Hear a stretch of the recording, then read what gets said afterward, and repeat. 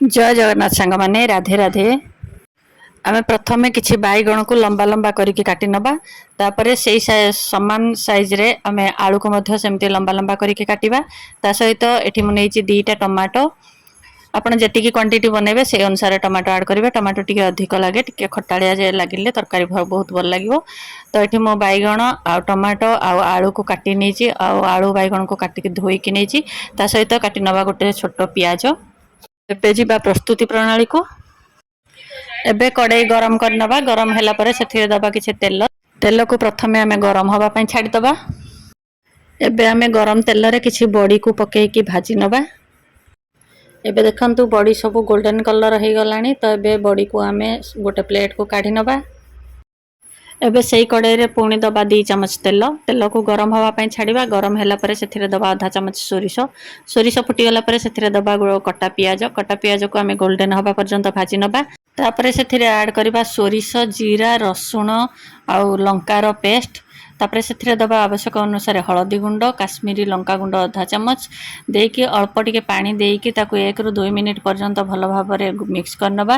तापरे सेथिरे ऐड करबा कटा टमाटो। टमाटो को देकी आमे 2 ରୁ 3 मिनिट पर्यंत भाजी नबा। तापरे सेथिरे ऐड करबा काटी रखिथिबा आलू। आलू को देला परे आमे पुणी 1 ରୁ 2 मिनिट ताकू भाजी नबा। तापरे सेथिरे दबा स्वाद अनुसार लूण देला परे ताकू सेथिरे आमे दबा पानी। पानी मु एठी गोटे ग्लास देइची। आपण माने जेतिकी झोल रखिबे सेही अनुसार पानी ऐड करिवे। पानी देला परे ताकू घोड़े की आमे 10 ରୁ 15 मिनिट पई सिजिबा पई छाडी दबा। आ तारि भितरे जदि आपण माने वीडियो के पर्यंत लाइक करनाते ताले प्लीज गोटे लाइक करनियंतु। आ जदि चैनल ले नुवा अछंती ताले प्लीज चैनल को सब्सक्राइब करनियंतु। एबे पाखा पाखी 10 मिनिट हे गलानी। एबे एथिरे आमे ऐड कर दबा काटी रखिथिबा बैगण। बैगण को देला परे संगे संगे आमे ताकू घोड़े नबा नले से कळा पड़ी जिवो। एबे पुणी 5 मिनिट हे गलानी। एबे एथिरे आमे भाजी रखिथिबा बड़ी को दे दबा आ पुणी 5 मिनिट पई ताकू घोड़े दबा। एबे देखंतु हमर बड़ी बैगण तरकारी रेडी हे जायछि। एथिरे एबे आमे धनिया पत्र पके दबा। मु एतिकी झोल रखिबी। आपण माने जदि अधिक झोल रखिबा को चाहिबे ताले झोल मध्ये अधिक रखि परिबे। याको गरम भात रोटी पखाळ भात जे कोनोसी सहित आपण माने खाइ परिबे। खरा मासरे ये बहुत भल लागे।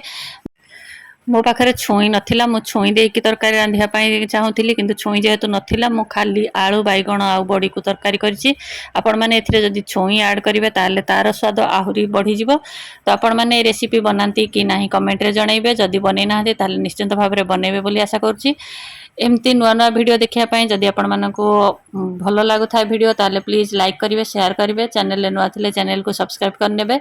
पुणी देखा हेबो आउ एक नुआ ब्लॉग सहित। से पर्यंत रहउछि। जय जगन्नाथ राधे राधे।